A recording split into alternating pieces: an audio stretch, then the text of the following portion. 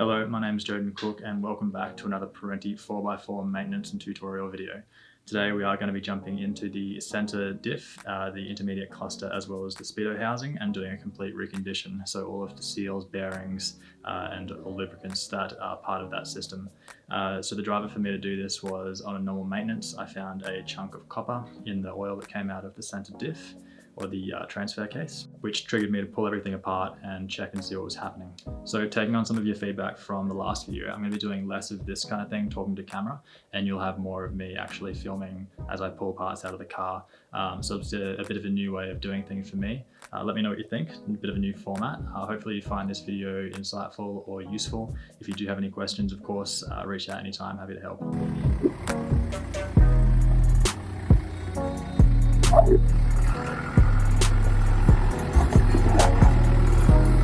First things first, I'm just going to drop the oil that I put in there. But what I usually do is I put some silicone kind of oil guard stuff. I'll link that as well.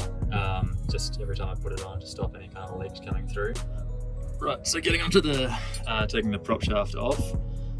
Now there's some imperial measurement that these are 9/16 or something along those lines. I'm not really sure. I hate that kind of old school stuff, but what I can tell you is the 14mm, where is it? Yep, 14s will go on there. Now just be very careful, because obviously if you strip this, it's going to make your life a bit of hell.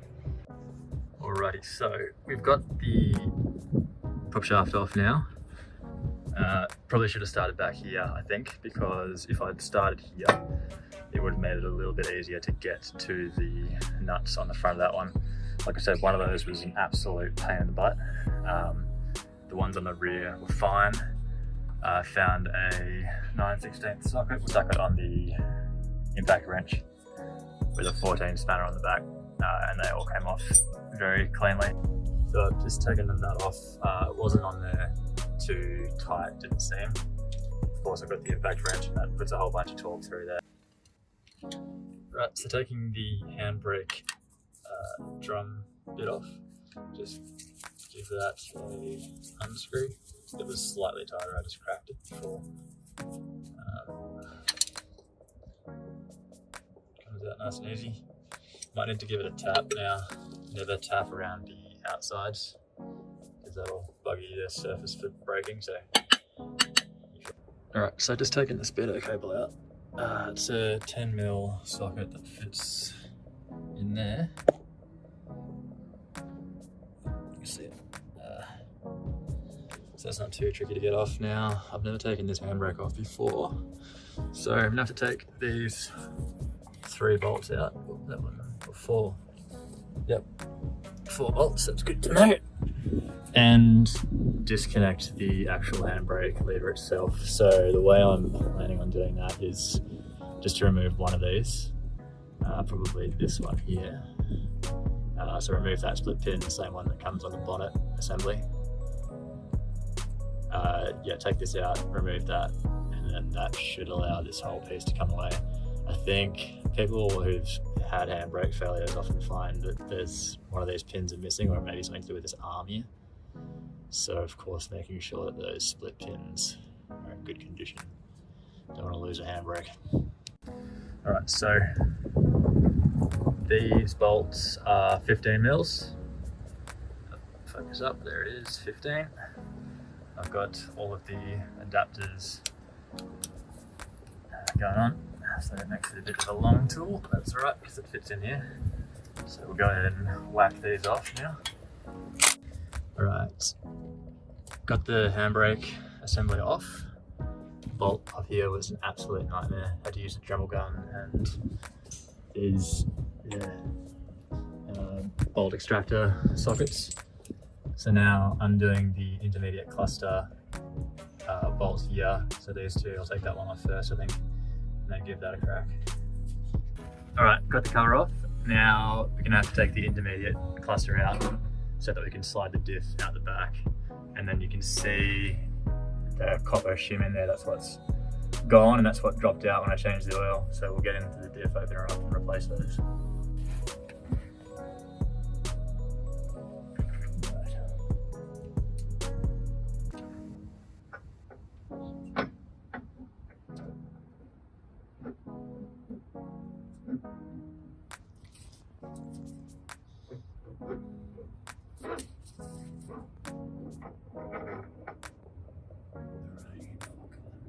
see there's a MD or an MB printed into the diff here. This actually marries up with this, so I had marked it with a screwdriver, but it's kind of all in the same line. And then also there's a silver pin in the gear here. Where is my finger? There. And that also is right next to the MD there. And I took a photo of all this before I took it apart, thankfully, because one of the screw marks I kind of missed, but the holes for the top and bottom carriers are actually matched, I found out, because I tried it in all orientations, and this is the only way that it'll actually go on. So that's good. And I've also got a photo of this with that silver point next to the MD there, so I know that's right as well. So that might help you relocate things in case you mess it up. Give it a bit of that here.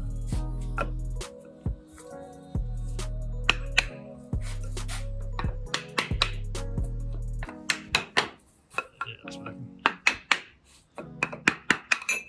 Nice. Alright, so we have the diff obviously completely out. We've got the ring gear over there taken off, but I also wanted to show you basically what the oil looks like, and you can just see there's so much copper paste that's been spun off from the washers in there, the thrust washers. So obviously that shouldn't be looking like that, and it is, and that's what triggered me to actually open this thing up. So I've just undone the bolts for the top carrier here, getting this bearing off. I don't have a shop press, so what we ended up using was a gear puller with a washer and then a socket. Bit of a MacGyver job, but it got there in the end. It's just a very painful process, but we got it. So we'll lift this off. Still can't. Yep. Cool. And there she is, completely gone. The rest look like they're fine, but of course we'll replace the whole lot. And we'll inspect the gears and so forth as well, make sure it's all looking tickety-boo. Cool. Seems like it's all rotating okay. Bit of crap in there.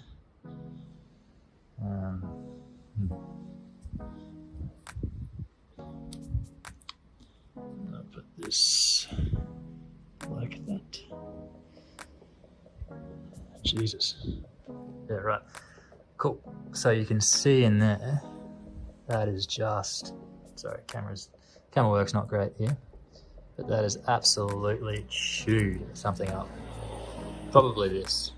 Now, the thing that I'm worried about is whether or not the diff carrier itself is cactus, meaning that the gear has spun against the body and destroyed it, which oh dear, I think is okay. I think that looks right, because they all look about the same. So as you can see, in here is absolute carnage. It's just fucking destroyed this thing. On the bright side, the actual gears themselves look, it's like they're in really good condition. Very happy with that. So what we will do is, of course, give this a good clean up, get rid of all that crap in there, all the copper bits, replace the thrust washers, clean up the thread lock that's in there, take a look at the cross pins, make sure they're all having happy days, and then we'll put it all back together. Cool. So I've started cleaning this up just with a tissue, toilet paper, and look, there's a little bit of scoring, well, not even scoring, but just wear pattern all around on these. This one's slightly more visible, but you can see that it's all pretty even, and none of the other thrust washers are showing any wear.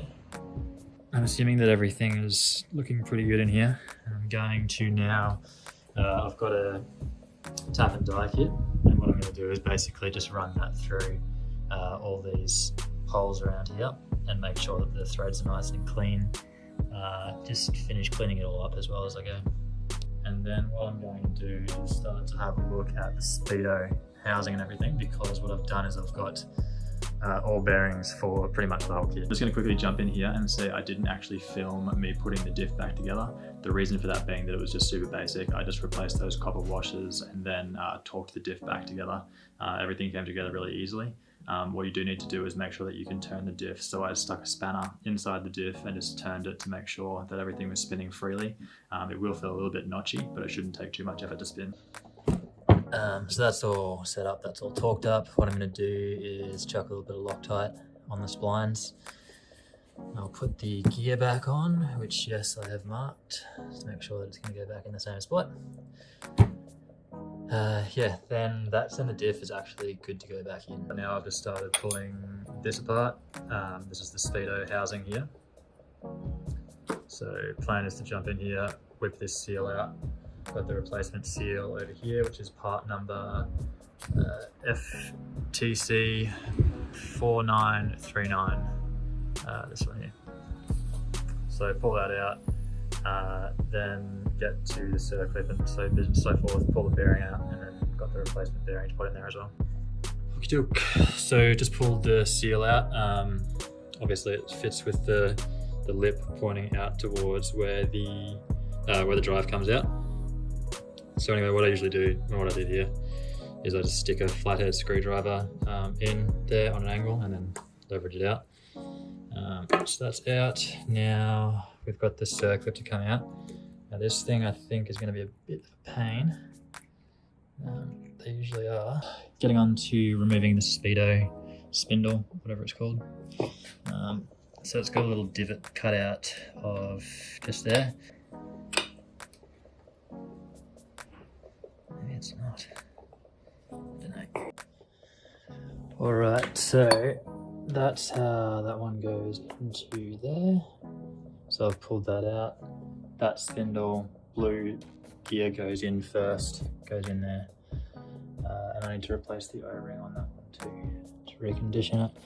Now I just need to figure out how to get this bearing off, and probably more to the point is how to get the new one on. Just about to pull this one off. Now the reason I'm pulling this off is because when I was wiggling this shaft in the housing, the Speedo housing, it had some movement. I'm not entirely sure if it's supposed to have a little bit of movement or not, but I have a new bearing over there, the blue box ready to go, so I thought I may as well just pull it off and replace it just in case. Since I'm in here, I'm trying to avoid having to do this again. All I'm doing is using a gear puller. This thing's been a lifesaver. And then I've just got the impact wrench on the end of that just to crack all these bearings and everything off. Okay, just cracked the bearing off. These spindles look great. Happy with the condition of these. And I've just got a really shitty vise, so chances are you've probably got a better vise than me, or a press, which will make your life a bit easier. But what I did is put some copper slip on the splines and then a little bit on the inside of the bearing. And then what I've done is I've just rested it in here on the vise, just enough so that it's allowed to punch through the bottom, and it's the teeth are actually supported on the inside bearing race there. So that's actually already feeling a lot tighter. I was getting more movement in the other bearings, so probably worthwhile doing, to be honest. The vise. Just a flathead. There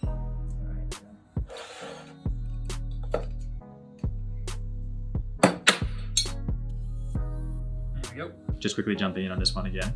That little shim that fell out on top of the bearing race is very important.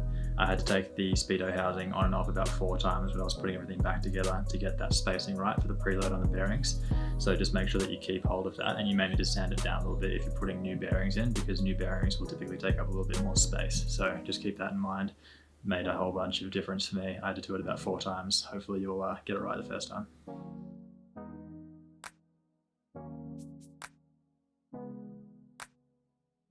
Now fitting the rear output bearing, which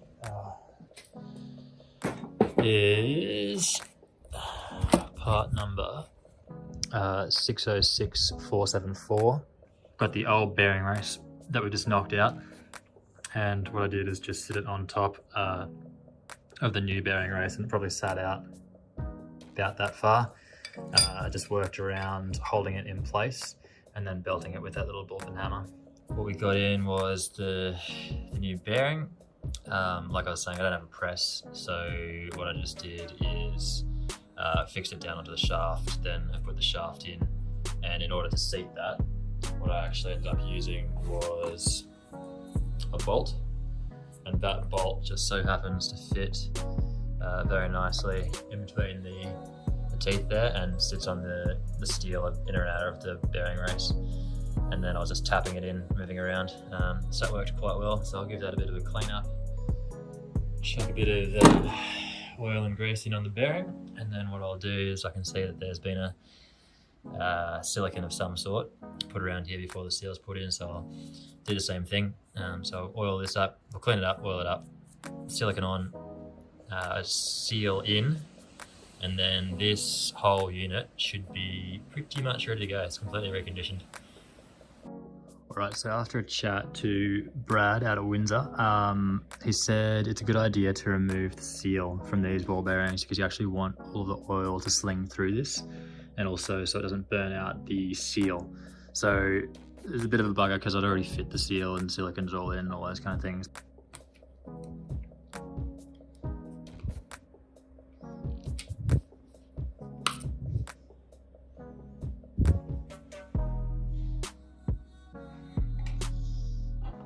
So that's pretty easy to get out.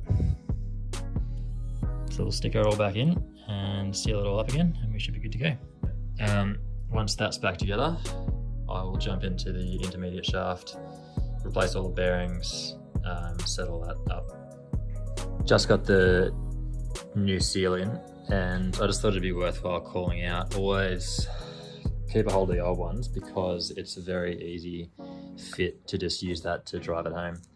So rather than having to worry about damaging the new seal in any kind of way by whacking away at it or anything like that, this will just fit over the actual lip in there perfectly, and you can then belt away on the old one to get it to seat, but not have to obviously damage the new one. So yeah, always keep a hold of the old one, don't chuck it out.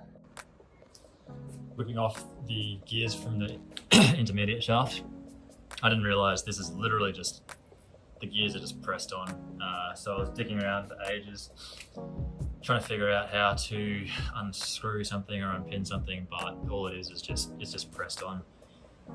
So I don't have a dial gauge, so what I did is basically measured the thickness of this steel ruler, laid that across the top, and measured down to the shoulder of the shaft down in there. Subtracted the measurement, obviously using a digital gauge, subtracted the measurement width of the ruler, and what do we have? 4.47 mil. The shim that's currently in there is 4.61 mil, so that means we've got a 0.14 millimeter preload on the bearing, which is within range because it's supposed to be 0.1 to 0.2, so that's pretty much perfectly in the middle there.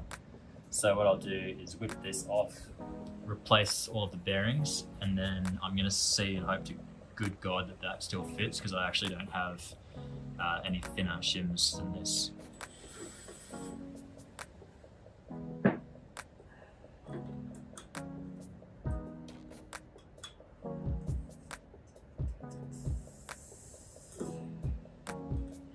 When installing this again, make sure you keep the flat side up and the dog teeth side down.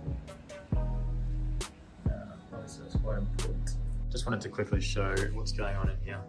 So I was a bit reticent to actually pull the intermediate shaft apart, even though I bought all the bearings and everything. It felt quite tight, but I thought I'd just pull it apart anyway. I think it was probably a pretty good call because, as you can see, that copper shim that spun itself up in the center diff has kind of just left a bit of shrapnel throughout. Now, the race that I just knocked out doesn't have any kind of sign of wear or damage or anything like that, but if I didn't pull it apart, I probably wouldn't have been able to get into these bits and clean this out.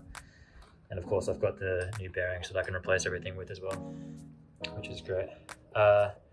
In order to knock them out, because I was careful, I don't want to damage the races that are in there in case I need to replace the existing ones for shimming.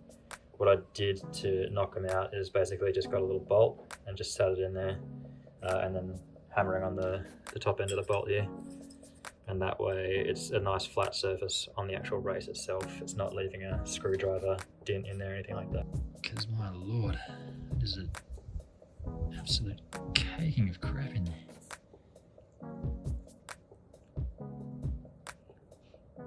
Like I said, all the teeth on this I'm pretty happy with. No need to worry about replacing gears. I've never had any trouble with anything jumping out. So if I just make sure I get the preload all good, it should be all gravy. Alright, all the new bearings are on. Now I'm just doing up the torque to 130 Newton meters, which is quite tight. I found a bolt lying around that would fit through, because apparently the bolt that actually goes through is far too long to do this. But you need a bolt that just sticks out the top, and that's what you use to torque everything down to 130. And the RPS manual says to continuously rotate and tap these bearings to seat them all home, and then once they've got that 130 Newton meters on them, we take all this off and just set up the shimming to make sure that there's between 0.1 and 0.2 millimeters of preload going into the bearings. I've just got this pin holding it in there right now, but we just had to knock a little bit back off this one, basically to get it to fit up. Alrighty, obviously this has all been set up correctly. We've got the right size shim in there, which is good. I've got to take the cover off the transfer case, I just realised. So I'll go do that, and then I'll put some Loctite on the bolt. Then I've got to support this, stick it up in there and stick the bolt through. Just shimmed up the Speedo, so man, I've done this now 3 times, which is fucking annoying. So I've had to take the seal and all that crap out again. You can see the bearings up there, so that's now the 3rd time I've taken this out, because I didn't realise that I actually have to set the shimming correctly behind this. So future reference, don't undo the Speedo until you've actually put the center diff back in and shimmed it up and made sure that the shim that sits behind this race is the right one and the right thickness. Now, what I had under there was originally a 1.65 millimeter shim, which was giving me about 15 kilos pull force. Now, I undid the front prop shaft and wrapped a piece of electrical cord, similar to that one, not that one, it was actually clean, around the diff. And then I have a pull gauge, which I use to pull and measure the kilogram force to make it spin. I came back and obviously knocked the bearing race out, took the shim out, and then sanded it down on this. Just left it on the table and rubbed it around using my hand, didn't want to take too much off. Took it down to 1.63, which gave me 10 kilos of force. Came back, knocked it all out again, sanded it down once again to 1.61 roughly, which gave me about 6.8 down to 6.3. I think the variance was roughly on the pull weight. So that's within tolerance. It's supposed to be 6 to 7 kilograms to get it to rotate with the Speedo torqued down. So anyway, that's now looking good. Obviously shim it up with the gasket if you're using a gasket. So now I've just cleaned the gasket up because she's gotten a bit oily. There's a bit of a cut in there now, which is fantastic, from on and off 4 times. So I'm just gonna chuck a tiny little bit of ultra black in there to help seal it up. And like I said, I've got, that's the highest pull weight and it goes down from there. So I'm safe to add just like a tiny little bit of sliver of ultra black gasket go in there and she should be sweet. Just put the, well, obviously the diffs back in there. This is the one I was just talking about that I had to take apart multiple times to get the right preload on the diff. Bearings are always fun things, but I'm pretty sure it's there. We shall find out if I get in there and it thrashes around like God's own business, or if it burns out. But yeah, she's pretty tight. Hopefully she's all right. What else? Yeah, now throwing this bolt in, and you've got to torque this down to a big number, 130 or 120 Newton meters, something like that. So that's that's what I'm doing now. Obviously I've got Loctite on there, you can see that dripping out. So now we'll just nip this in, torque it down, give everything a bit of a turnover, see how it goes.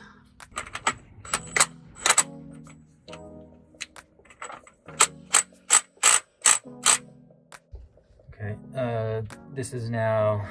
this bolt holding the intermediate cluster in is now torqued down to 120 Newton meters. And now I'm just gonna whip this plate off to replace the bearing behind there because I have a new bearing and I may as well. All right, at long last, she's ready to try. So I've put the oil in, everything's all bolted up, back to where she was. I've just let the chocks out from underneath, so all the wheels are back on the ground. While the wheels were chocked, I was just spinning the tires in high range, low range, diff locked and diff unlocked, and everything seems to be working. So now I'm just going to take it around the block and see how she goes. Fingers crossed.